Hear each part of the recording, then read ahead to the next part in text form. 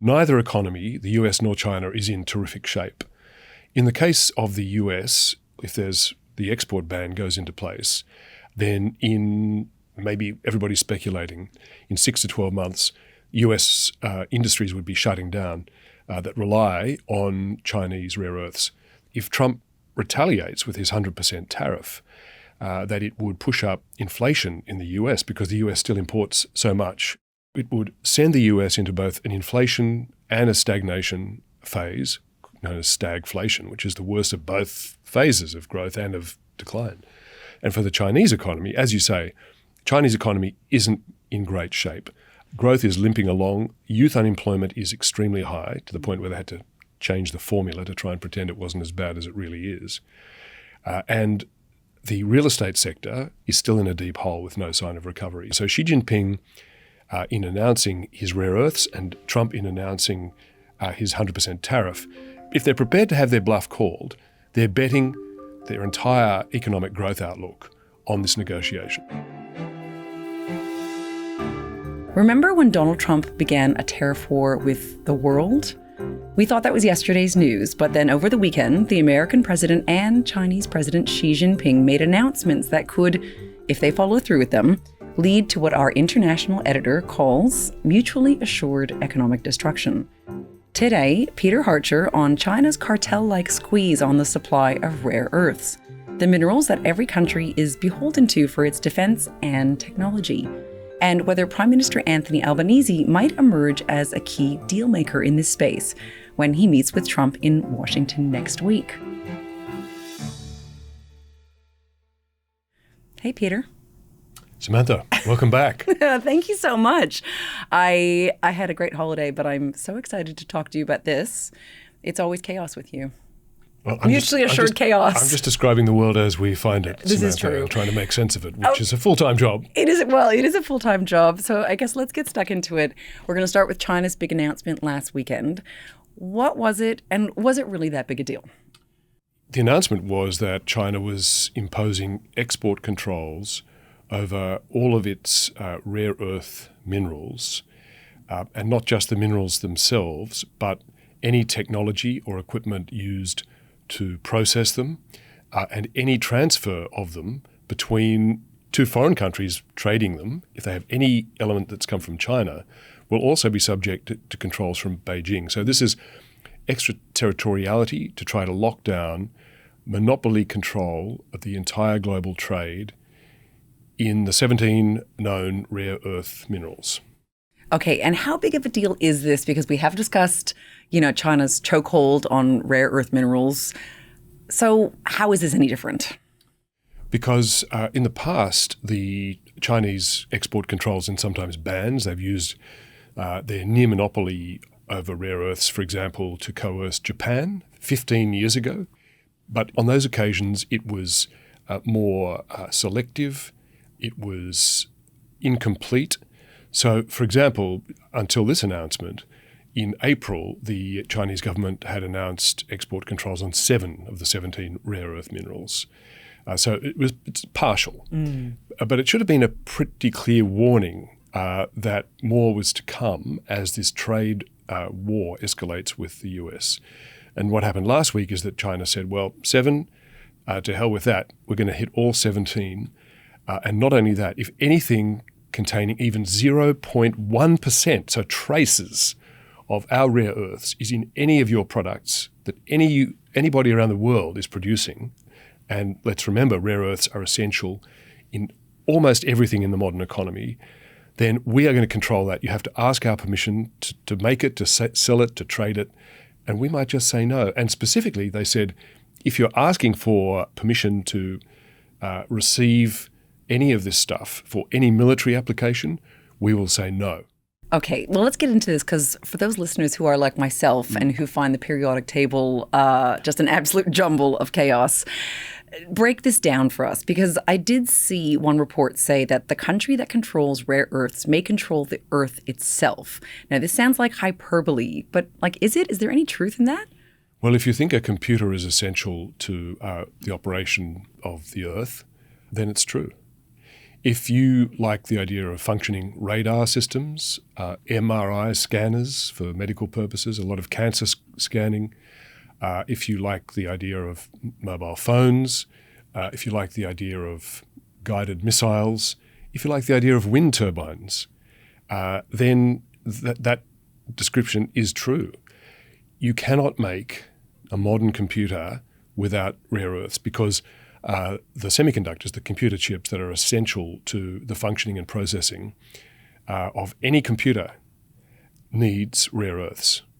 Now, the International Energy Agency says that China digs out of the ground about 60% of all rare earths, which is pretty dominant. But the real choke point is that, according to the IEA, China has now mastered 92% of all global refining of rare earths, 92%. Because that's the tricky bit, right? Like rare earths, like you've said before, they're not actually that rare. They're actually scattered sort of everywhere. And we have a lot of them, which we're going to get to later. But it's the processing. That's right. So you can dig them out. Australia does, Myanmar does, the US does.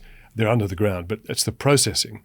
And so the Chinese have spent more than 30 years dominating in the processing of this stuff. Easy to find.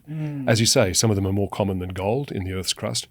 Easy to find, very difficult to separate, often environmentally damaging. And so, most countries have been happy to let the Chinese run with it. But now they turn around and discover China has 92% and are exercising that near monopoly power to say you can't, basically, the essence of this, Samantha, is you can't have a modern economy unless we give you permission. Okay, I'm going to take a moment to sort of pause to let that sink in because it's so massive. And of course, no surprise here. We know Donald Trump is maybe a little bit on the reactive side. So of course, he's responded. Tell us about his threat to China. Well, he reacted with surprise or even shock. In fact, The Economist magazine said China was using shock and awe attack on the US by making this decision. And Trump gave every evidence that he was, in fact, shocked. He said, I never thought it would come to this. Yes. He said, I thought it was impossible. The word he used was impossible that China would do this. Yet there have been warnings, indications as recently as April when they introduced that last round of export controls. So in his state of shock and outrage and presumably trying to recover some face, he immediately announced that the US, if China goes ahead, would impose a 100% tariff on all Chinese exports to the US, above and beyond the existing 35% tariff. And the effect of that would be to shut down almost all trade between China and the US.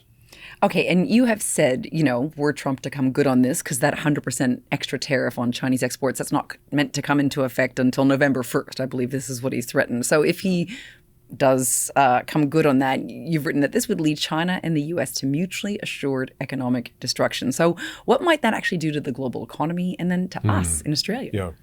Trump and Xi Jinping are due to have a summit in South Korea in a couple of weeks. So a lot of the analysis of these announcements has been made through the perspective of a trade negotiation, each side trying to establish leverage and advantage over the other for the forthcoming negotiation. And maybe both sides are willing to back down. In fact, it only took Donald Trump 48 hours to back down, to go from saying that he was going to be, that he said the Chinese were, quote, very hostile, that it was a terrible thing, to saying, I think Xi just had, quote, a bad moment, and that, quote, everything will be fine, unquote. And so the markets, global share markets, the Wall Street in particular, had taken a big hit when he said 100% tariffs on China, but then they've recovered in the days since because they're counting on the taco trade. Trump always chickens out. But we don't know if he's going to pull back, right? I mean, China has said it will fight to the end. Yes, the Chinese side's showing zero interest in compromising. And what this has exposed, in fact, and when we will see this in the days and weeks ahead, is that the Chinese have a stronger negotiating position than the US at the moment, which is a pretty interesting state of affairs that Donald Trump never imagined could happen until he started to test American economic coercion against China. Can you walk us through that? Because I thought that China's economy was not doing so well. Obviously, it's got a monopoly on these rare earths that everyone needs. So why it's just in such a strong bargaining position, or is it something else? It comes back to the question you levelled a minute ago about mutually assured destruction. Neither economy, the US nor China, is in terrific shape. In the case of the US, first of all, if there's the export ban goes into place, then maybe everybody's speculating. I saw the former Commerce Secretary of the US, Wilbur Ross, who was a Trump appointment. He's a big wheel in the private equity capital markets world, saying that in 6 to 12 months, US industries would be shutting down that rely on Chinese rare earths. The car-making industry, the defence industry. If you want to make a missile or an F-35, you need rare earths.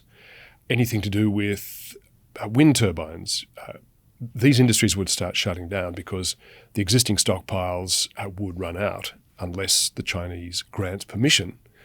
So if that were to happen, that entire sector and the AI industry, which is currently a fantastic boom going on, a crazed boom, investment boom going on, that industry can't work without rare earths because they need the chips that contain the rare earths to function. So all of this, it would be a sledgehammer on the US tech-based economy, which is pretty important, and their defense industry. But it would also have the effect that if Trump retaliates with his 100% tariff, that it would push up inflation in the US because the US still imports so much, right across the entire range of Walmart products. Mostly, something like 80% comes from China. All of those prices would go up. Inflation would go up in the US pretty steeply. The consequence would be the Federal Reserve, which has been cutting interest rates in the US in the last months, would have to raise them, slowing the economy further. The US economy is already a bit feeble. Right. Outside the AI industry, there's not a lot of growth in that economy at the moment. So it would send the US into both an inflation and a stagnation phase, known as stagflation, which is the worst of both phases of growth and of decline. So it would be pretty serious for the US economy.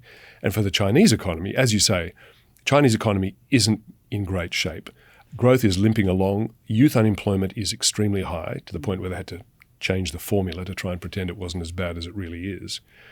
And the real estate sector, which was the key driver of the Chinese economy for most of the last 20 years, is still in a deep hole with no sign of recovery. So it would inflict a lot more pain on China. So Xi Jinping, in announcing his rare earths, and Trump in announcing his 100% tariff, if they're prepared to have their bluff called, they're betting their entire economic growth outlook on this negotiation. And then enter Australia, right? Because we know that Anthony Albanese, he's expected to meet Donald Trump in the White House next week. So I guess what insight, Peter, do you have for us in terms of what the PM might offer Trump in the way of access to our rare earths? And the big question, and you know our Prime Minister fairly well, listeners might not know this, is Albanese going to rock up with a 4-pack of Albo-branded beer like he did when he met King Charles last month to sweeten the deal? Peter, do you have any inside intel on that? Since you made the point about my relationship with Albanese, I'll just point out to anybody who isn't familiar with it that it's an occupational hazard as political editor that I have a long and reasonably close working relationship with all prime ministers, going back to Bob Hawke and since, and all political leaders. So let me start by saying Kevin Rudd has used this expression. He's our ambassador to the US and former Prime Minister. He has said that if you look at a map of Australia, you can see the periodic table. Every known element can be found under the earth in Australia, including all the rare earths and almost all the critical minerals. So the rare earths are those things you need to make things like permanent magnets if you want to have a missile or a drone. Critical minerals is a wider category that includes things like copper, cobalt, lithium that you need for EV batteries and all the rest of it. So Australia is in a position to give the US access to any and all. And the deal that Albanese has in the works and that Australia has had on the table, an offer to Washington since April, is for a guaranteed supply to the US from Australia of all and any critical minerals and rare earths that the US could want. So that's the offer. The tricky part, well, there are several tricky parts. One, the US has been slow to take it up. I assume Trump didn't think that there was a serious problem looming, even though the Chinese had taken these restrictive steps in the past. So 2, is there a new urgency in the American understanding of the problem? Absolutely. 3, how does Trump on the day deal with it? Is he distracted by something else? Is there some other equity in the relationship with Australia he wants to prioritise? We don't know. But we do know, officials tell me that there is a text that has been drafted and is agreed between the two countries and is on the table for next week's summit between Trump and Albanese. So the deal is very much in prospect. Wow. I mean, that's really notable because the last time you and I spoke about this, we knew that there was this offer on the table, and I think Trump was ignoring entreaties from our side to get an answer on whether this was an offer that they were going to accept. Yes, exactly. So now Albanese is in a position to, to paraphrase what Kevin Rudd said when he was first made leader of the Labor Party, and he turned up to the giant vaulting room where the ALP was holding its national conference. In Sydney, yeah, 2007. That's right. Well done. Oh, your piece took me down a rabbit hole. And said to the Labor Party membership, he said, "Hi, my name's Kevin. I'm from Queensland, and I'm here to help." Yeah. Well, now Albanese can walk into the Oval Office and stick out his hand and say to Trump, "Hi, my name's Anthony. I'm from Australia, and I'm here to help." With beer. Now, you raised the beer question. Trump doesn't drink alcohol, as you know, but he loves burgers. I don't know if there's an Aussie burger shop in. There's Outback Steakhouse in Washington D.C. Maybe Albo's been working behind the scenes on an Albo branded burger. I don't know, in Merrickville. Maybe so. Hartcher? Maybe so. Okay.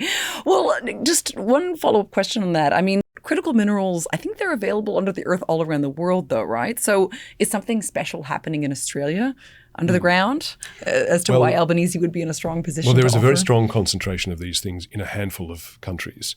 Myanmar, which China has access to because it's a client state of China, to count that out of our supply chain. Yeah.